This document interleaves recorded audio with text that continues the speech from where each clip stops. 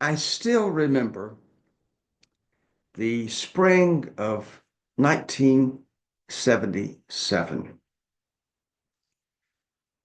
Jimmy Carter was in his first few months as president of the United States. Robert Morgan, who had been Attorney General when I was first becoming a lawyer and who hired me, was in his term as a United States Senator from North Carolina.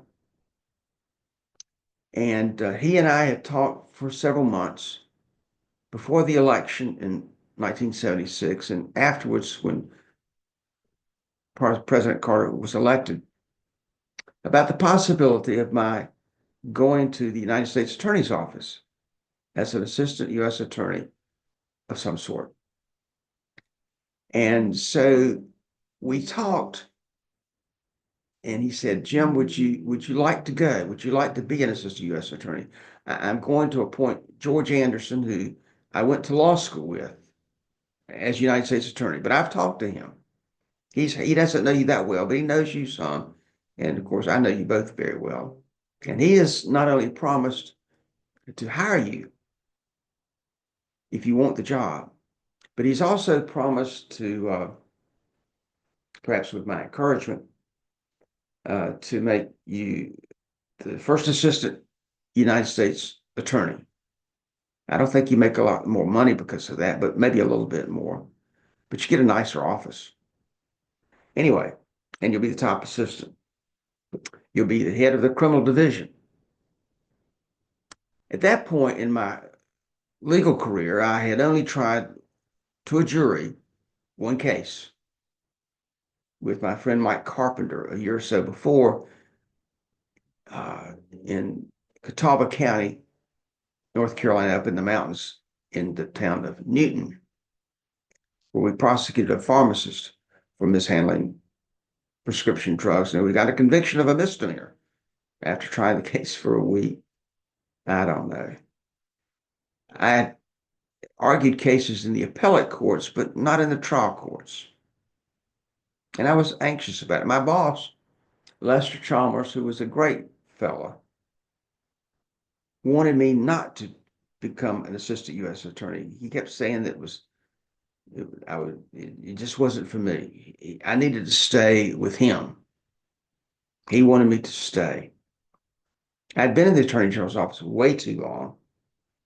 Anyway, I'd been there 8 years, for goodness sakes. If I was going to go, it was time to go. I remember talking to another lawyer in the Attorney General's office, Bruce White.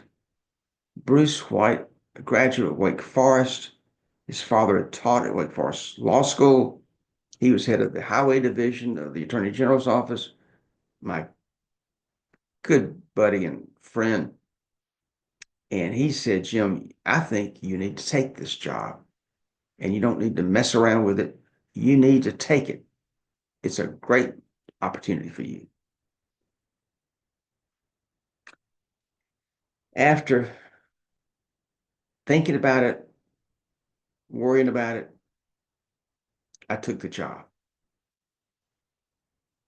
and went over one day when George Anderson was being sworn in as United States Attorney. And after the swearing in was held, they had a reception upstairs in the office. I went up to the reception. He pulled me aside. He said, "You need to get with Marie Smith, my assistant, and get the paperwork, fill it out, bring it back, and we'll send it off. It'll take a couple of months, maybe 3 months, for a complete, total FBI background check." I said, "Okay." And I was off to the races. I think many times what would have happened in my legal career if things had gone just a little bit differently. If I had not gone to the U.S. Attorney's office, I'd stayed in the Attorney General's office. I had a conversation not that long ago with my good friend Wade Smith when we talked about the McDonald case a bit, and I said to him, Wade, I would have been just fine if I had not ever tried the McDonald case, I'd been okay if that had passed for me. My career would have been a little bit different for sure, but I would have been okay. But because of that, and because of all the prosecutions that I did, my path was sort of set for a career first in trial practice in the U.S. Attorney's Office as a prosecutor, then as a defense lawyer in private practice, and then join a larger firm, and then through actions of my own that I've talked about so many times, leaving the practice of law and figuring out what I want to do with the rest of my life after it ended differently from what I thought it would be. It reminded me a lot of the movie Sliding Doors, a 1998, it's called a romantic comedy with Gwyneth Paltrow as the main character. And that's how I start off with today's podcast. So welcome, everyone. Welcome to another podcast. This one's called Sliding Doors, Choices. Sliding Doors is a film where Gwyneth Paltrow is working at a PR firm in London. She's fired. She gets her things like in a box to go home. And she's living with someone. She's not married. And she drops her earring on the floor in the elevator. And a man, unbeknownst to her, picks it up. She rushes to the train, the underground, to go home. And she makes the trip on time. She gets to her home and she discovers her husband is having an affair in their apartment right then. And you can imagine what happens after that. And then the film stops and goes to the same scene starting over again, where she's lost her job, drops her earring, rushes to the underground train. This time she does not make it. The door slides shut, before she can get on. But when she does get on, she sits down, and a man sits next to her, introduces himself. He's the man who picked up the earring on the floor in the elevator. And she goes home. There's no affair going on. It's over for the day. She's not aware of anything at that point. Later, of course, it all comes out. She gets reacquainted with the man who found the earring, and they go back and forth these two sets of scenes, leading one way and another way, which stands for the principle. It's an interesting, fun principle to see how your life would be different. What if you had done something else? What if you'd gone to a different college or university, or met someone differently later in life or earlier in life? What if you'd taken another job? What if you'd moved away? What if your parents had moved away? What if you hadn't lived in the same neighborhood? So many things can change the direction of your life. And so mine started off as a prosecutor in the U.S. Attorney's Office after that spring in 1977. And I thought it was wonderful. I had such a good time doing it. It was organized. The federal courts, they're nothing if not organized. And I learned how to try cases. It was a little bumpy at times, but I finally learned. Then in sometime between then and 1979, early on, I think, I learned that I was going to be the main prosecutor in the McDonald case, the murder case. That was happening primarily because the people who had been designated to try the case weren't there any longer. One had passed away, the other had lost his job. So there was no prosecutor. It was an empty slate, and I got the job, sort of by default. And nobody thought too much about it, quite honestly, because nobody thought the government was going to win if it was ever tried at all. There was a lot of feeling around the office it would never be tried. It's just one of the celebrity cases that people talked about, but that's about it. We got it organized and people still talked about it, and that was about it. Good gracious, it was in the United States Supreme Court and didn't come back from the United States Supreme Court until over a year after I had already been in the U.S. Attorney's Office. We learned it was coming back in late 78, perhaps early 79. I was pretty young then. I'd tried more cases, but that set me up to try this one. So what if the other people were still there? What if the main prosecutor had not had a heart attack in Washington while he was walking down the street on his way to a drugstore to get some Tabasco sauce? Or what if the assistant United States attorney had not lost his job for having a fight in the parking lot with the husband of the secretary with whom he was having a relationship? You can't make this stuff up.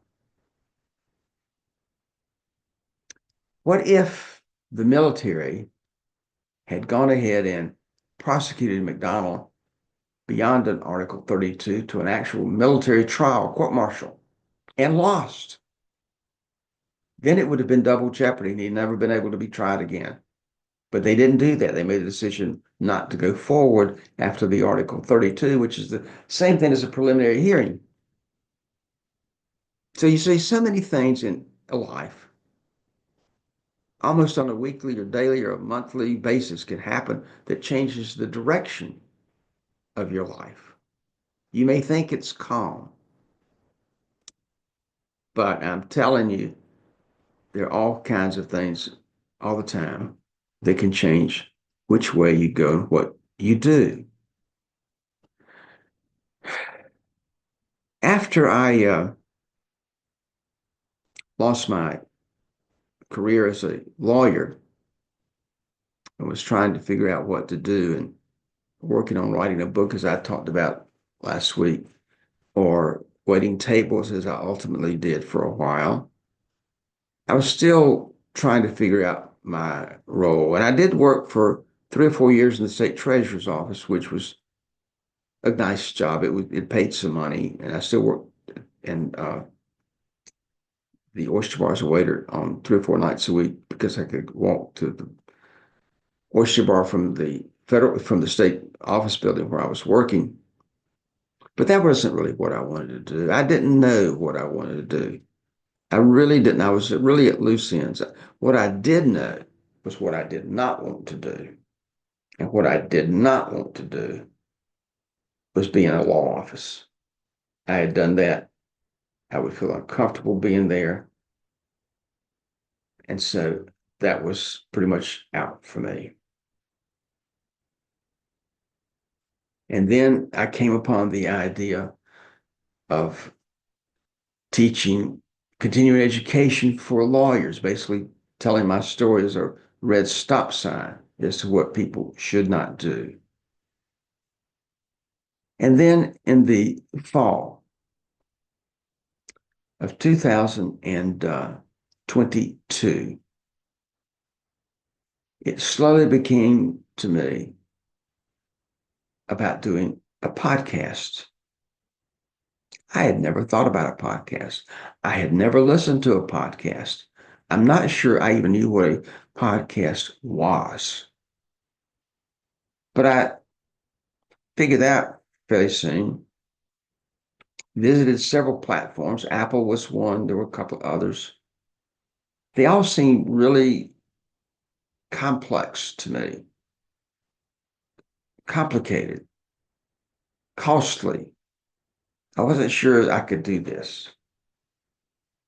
And then a friend of mine said, Jim, if you're interested in, you should try Spotify. Spotify is a major platform for podcasting in the United States, and it's pretty simple and it's free. Okay, so I went online, looked it up, and decided to do it. Then I sat down at my computer and said, well, who can I invite? Who do I know? Well, I was at the beginning, so it seemed like I knew lots of people that I could do that. But I wanted to get somebody offbeat, not quite a lawyer. I didn't want lawyers necessarily. And so I came upon my friend Chris Corciani, who I had met not that long before. He agreed, actually was enthusiastic about being on a podcast. He sat at his dining room table in his home. I sat in my office with my computer. We used the Zoom technology in which to do it. He was pretty good. I got to know him. He's a great person, terrific personality, smart as a whip. And he was going to be my first guest. But I never could get him and he get our schedules aligned to do it at the same time. So I sat down one day at my laptop computer and recorded, for purposes of a podcast, about 20 or 22 or 3 minutes of my just talking straight into the camera about Jeffrey MacDonald. And I called the program Passion and Jeffrey MacDonald. And it told how I first got involved in the case and how I didn't know much about it. And I went to the crime scene with Brian Murtaugh down at Castle Drive in Fort Bragg at that time, and walked in and saw everything and got hooked. Absolutely got hooked. I came home and read transcripts, and I was off to the races.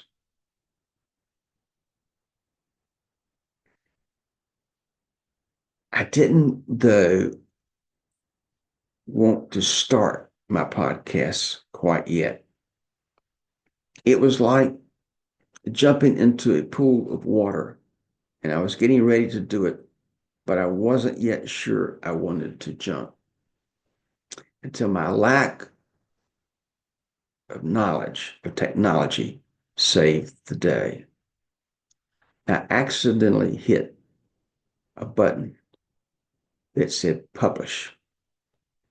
And good gosh, in a matter of seconds, my podcast was up and running. So I started.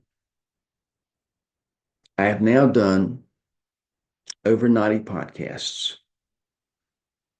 At least half of them have been done by myself. Sometimes I do them that way for intentionally, others because I'm having trouble getting a guest scheduled to line up with myself. No one has ever declined to do a podcast with me except 2 or 3 people who basically have oftentimes said, Jim, I don't think we have anything to say. And I couldn't convince them otherwise. Several times I've had to do more than one take, sometimes 2 or 3 takes. And it's really hard to say to somebody, we might need to do this again.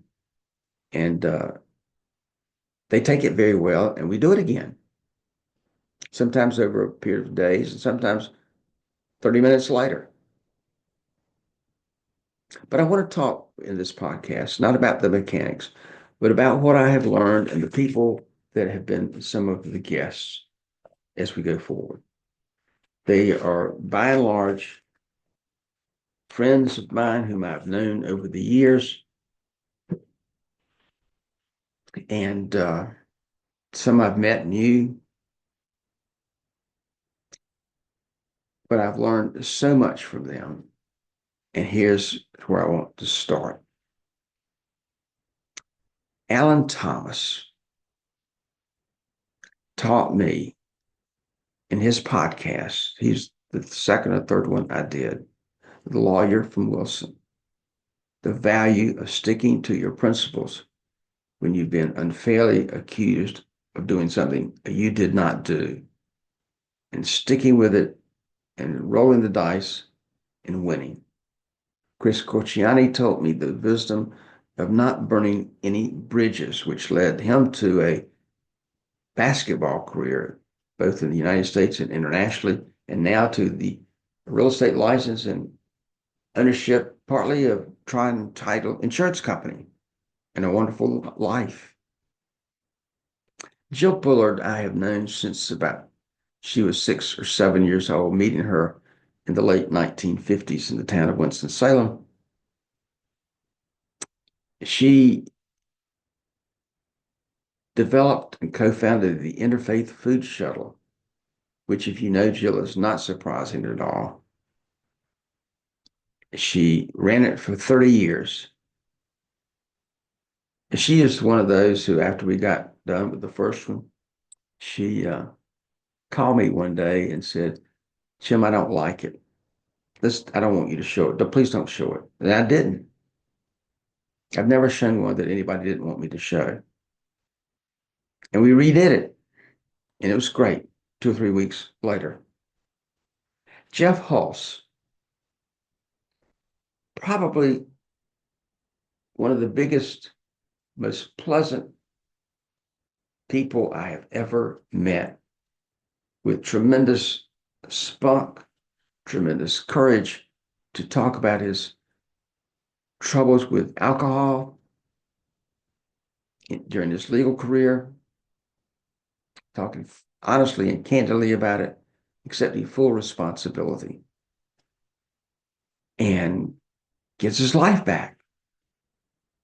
I knew Jeff before. He'd been to some of my programs, but I really did not know his past story. I didn't know that he was an actor. I didn't know that he was a great trial lawyer, which he most certainly is, criminal defense. If you go into Jeff's office, you cannot find a spare place on the wall because there's no space on the wall that does not have a picture. I mean, that's it. Covered in pictures. It's fascinating. You walk into his office and you can see his life right there. And you can spend time walking around and looking at every picture. They're everywhere. Everywhere. You see people you don't know. You see Jeff when he was young. His dad was a lawyer. I looked and said, I know him. I didn't know he was your dad. That was great. Rufus Edmiston. We went to Rufus's office, set it up. It was so good. A friend of mine, a real close friend of mine, helped us tape and record it. That's why the sound sounds so good when you do the audio. And Rufus is just Rufus. He tells of teaching elementary school in the 3rd grade, for goodness sakes, when he was going to law school at night, driving Senator Ervin, becoming deputy counsel for the Watergate Committee in the 1970s. There could have been no bigger job right then for a young lawyer than Rufus. Becoming state attorney general for 10 years after Mr. Morgan goes to the Senate. Leaves and runs for governor, not successfully, but winds up as Secretary of State, stops being Secretary of State, and develops a lucrative lobbying law practice, which he is still doing even up until today. He has not stopped yet. I don't know if you've ever been to the Outer Banks. 2 or 3 years ago, we were there, some of us. The weather was horrible. Rain, it was cold. Supposed to be warm and sunny. It was not. And so one day, with nothing else to do, walked into the gift shop in Corolla, and it's where they had you could talk to them about the wild horses of Currituck. And so I did. Talked to this nice lady who managed the gift shop and the horses situation, the fund. And out of that became a podcast about the wild horses. If the weather had been beautiful, as I hoped it would be, we would never have been there. Never have seen her. There would never have been that podcast. That podcast was made possible by lousy weather at the Outer Banks. One of the most fascinating things that I have learned is the absolute beauty of young people. Haley Hayslip, a softball player at NC State. Abby Early, a graduate of the University of North Carolina at Chapel Hill. Jade Neptune, a graduate of the University of North Carolina at Chapel Hill, a writer living in Wilmington who writes for the Assembly, an online North Carolina magazine. Ann Drescher.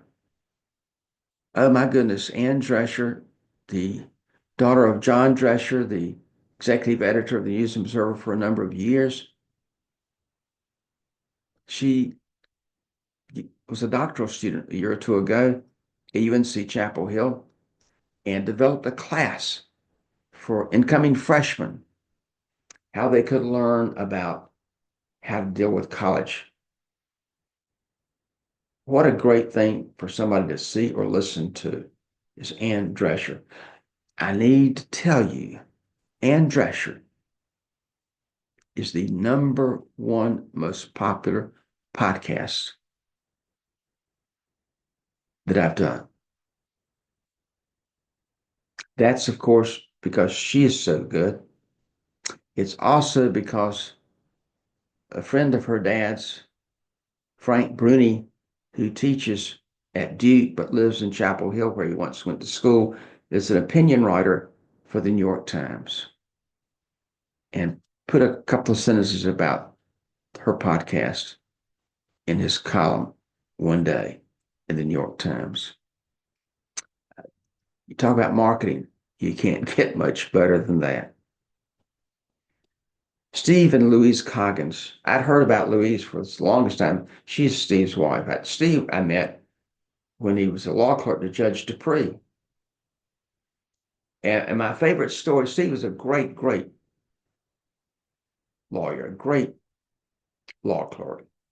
I remember, though, one day during the trial, we're in recess, and Helena Stokely, who I always call the crazy blonde woman, is talking to the defense counsel as to whether she was involved in the case and it might blow the case wide open. We've already arrested our case, and I'm down coming out of Judge Dupree's library for some reason. I run into Steve, and Steve says, well, I said, what do you think's going on? Steve said, I don't know, Jim. I don't know. Nobody knows. But they've been in there for quite a while.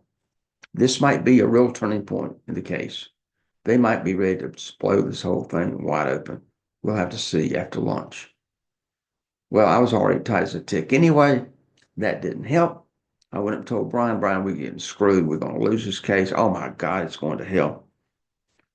And then, of course, the main thing that Helena was saying to them is she didn't do it. She wasn't there. Did they have anything for lunch? That was pretty much the extent of it. And then she came to talk to us and said that she wasn't there either, which is what she said on the witness stand. Clark Wright. Clark is in Newbern first with Warden Smith, and now practices with Scott Davis and others in Newbern. He would say a relatively small law firm, but an excellent law firm. He's an environmental lawyer. He's talked about the environment. He's talked about his travels. He hikes. He has no fear. I have a hard time getting up on the top of a ladder. Clark walks to the top of the Appalachian Trail, comes back down, goes to the Grand Tetons. He goes to Mount Washington, pitches a tent on the side of the mountain, goes to Mount Kilimanjaro, throws a frisbee, goes whitewater rafting with his kids. But most importantly, when both of his daughters at different times were wondering about what was going to happen with them and they were attempting to take their lives, Clark, with no surprise to anyone who knew him, jumped right in and saved them and stayed with them, wouldn't let go, would not let go. Clark has the same zealotry for his daughters, as I'm sure all parents do. And I don't want to take away from any other parent, but I've seen Clark's by listening to him up close. Reminds me so much in so many different ways of the personality of Freddie Kassab, who was the stepfather of Colette McDonald and the step grandfather of Kimberly and Kristen. Their father, Colette's father, had passed away. Freddie's wife and daughter were killed during the Second World War in London during the Blitz by the Nazis. Freddie was steeled in purpose. He would not let go. He would absolutely stay right there with you. There was no better friend in my life I've ever had than Freddie Kassab. Clark is the same way. He will go absolutely anywhere and do most anything. And we've been lucky to have him for a number of podcasts during the last 2 years. I met Noel Allen in the Attorney General's office, for goodness sakes. He'd been there forever. But I knew him. I knew he practiced some kind of law. I didn't know much about it, but it turned out to be, environmental law and this sort of thing. I really didn't know too terribly much about him, but he's really good. Written some books, made money, been a trustee, chairman of the trustees at Elon most of his adult life where he grew up. They named a building, a dorm, after Noel Allen on that campus. Bernie Carbo was going to be a Hall of Fame baseball player until he ran into difficulty with alcohol and drugs. He turned his life around at the lowest point possible and became an absolute spokesperson for Christianity and does that now, teaching what he calls the greatest game ever played about the greatest life ever lived. Duke Lineberry. Duke wanted to practice admiralty law down in Wilmington. Practices with the firm there. Gave up a chance to be an assistant United States attorney to do that. He was originally from Charlotte. Goes down there, gives up admiralty law, sets up his own law practice doing domestic family relations, family lawyer, and is quite good at it. And has done it for over 30 years. Think about the lives he has changed and helped. I don't know how that compares to admiralty law, but I bet it's pretty good. Leslie Vanderhave. I met Leslie somewhat by accident. I was making a speech or a talk at the Bar Center in Cary one day. I think it was a Saturday. And she came up to me to tell me after the speech was over, the comments by myself were over, and she said, "I've written something for you. I just want you to take it. You don't need to read it now, but take it and read it." And it was over 1 page in ink written to me about how much it meant to her what I was saying. What a great, great friend. What a great lawyer. She practices family law by herself. in Greenville, though she grew up in the town of Wilson, but practiced for a short time with Warden Smith. So go figure. All I know that I could tell you about Leslie is you should listen to her podcast again. It's not yet on YouTube, but it soon will be. Dana Stevens. I was in awe of Scott Davis for a long time, a lawyer in New Bern, but became even more so when he told me his girlfriend had written the screenplay for the baseball movie For the Love of the Game and wrote some of the scenes that I used to talk about in my programs. She wrote also the screenplay for one of Nicholas Sparks' movies, Safe Haven. She wrote one that almost got nominated for a lady actress a couple of years ago for an Academy Award. She's working on a screenplay for the romantic mystery writer from Nantucket, Eldon Hildebrand, called 28 Years or 28 Days, based on the movie with Alan Alda and Ellen Burstyn, same time next year.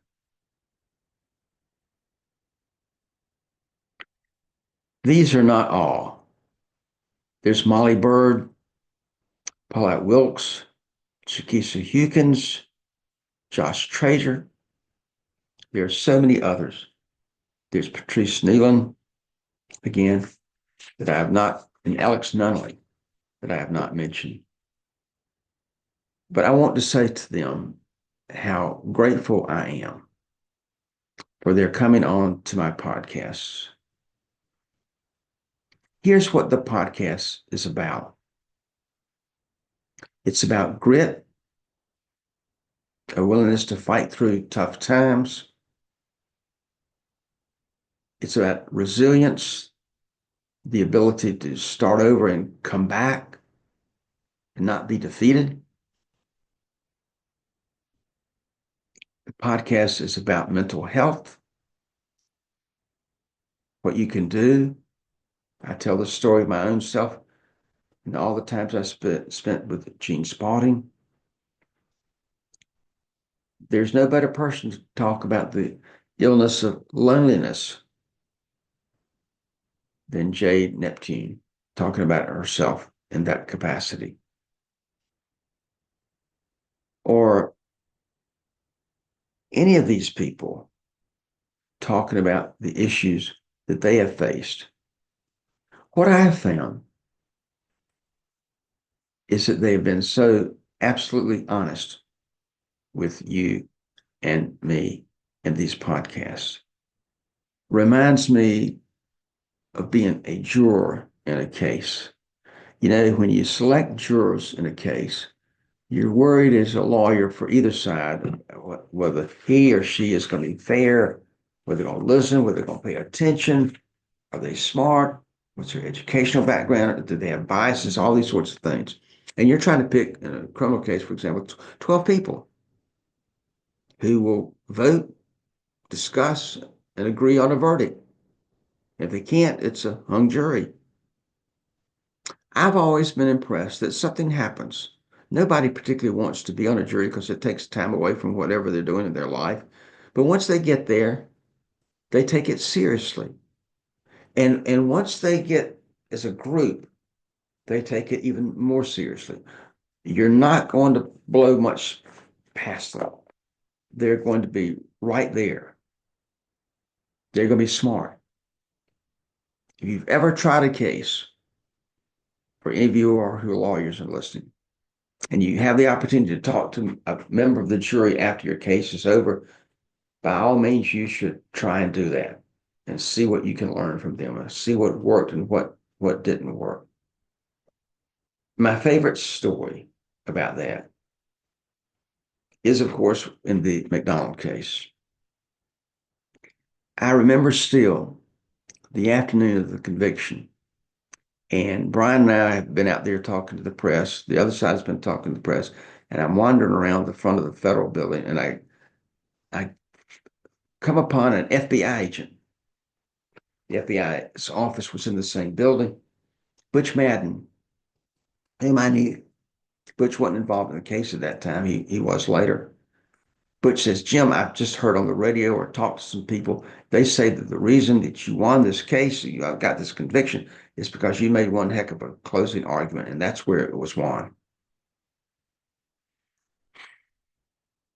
It's pretty much of a high. Years later, Ray did not get, I should tell you before I finish my story, Ray did not get a chance to speak very much because Bernie took all the time. He only talked for 10 minutes, which we gave him. If he had more time, he wasn't supposed to speak for an hour. Oh my goodness, it might have been, who knows what might have happened. Anyway, years later, I'm having lunch here in Raleigh with one of the jurors in that case. And I asked him, I said, look, I've been told since that trial that one reason the government won and we got a conviction was because I made a great closing argument. And I've also heard that if Wade had had the opportunity to make a closing argument, they might have won. What do you think? What would you say? He looked at me and he smiled and he said, Jim, let me tell you something. I don't even remember your closing argument. I don't have any idea what you said. It was all a blur to me back then. It was all a blur. What about Wade? Jim, Wade's my friend. We have gone running together. But let me tell you something. I would not vote on his side just because we had been friends. Nobody on the jury was wired that way. We were going to do what we thought was right, period. Well, then tell me, why did we win then? If it wasn't my closing argument, it wasn't the lack of his closing argument, why did we win? He smiled again. He said, Jim, you won because the evidence was overwhelming that he was guilty. You had the evidence and they didn't. That's why you won. And that's the way it should be. The side with the most evidence won. I want to tell you the podcasts with some of the best guests will not fail. It will do well. It has done well. I'm so excited. I look forward to the next one.